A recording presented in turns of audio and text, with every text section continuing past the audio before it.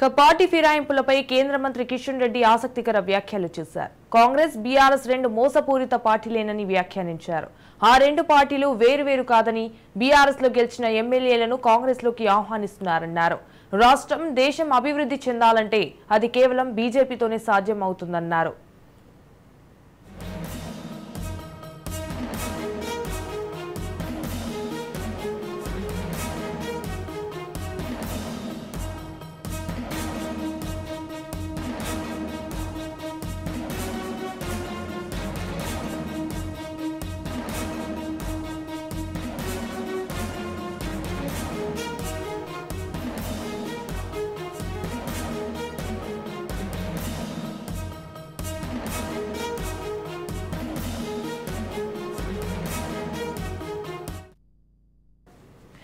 Party ఫిరాయింపులపై కేంద్ర మంత్రి కిషన్ రెడ్డి ఘాటు వ్యాఖ్యలు చేశారు. కాంగ్రెస్ బీఆర్ఎస్ రెండు మోసపూరిత పార్టీలేనని వ్యాఖ్యానించారు.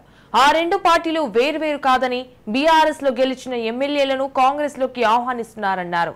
రాష్ట్రం దేశం అభివృద్ధి చెందాలంటే అది కేవలం బీజేపీతోనే సాధ్యం అవుతుందన్నారు.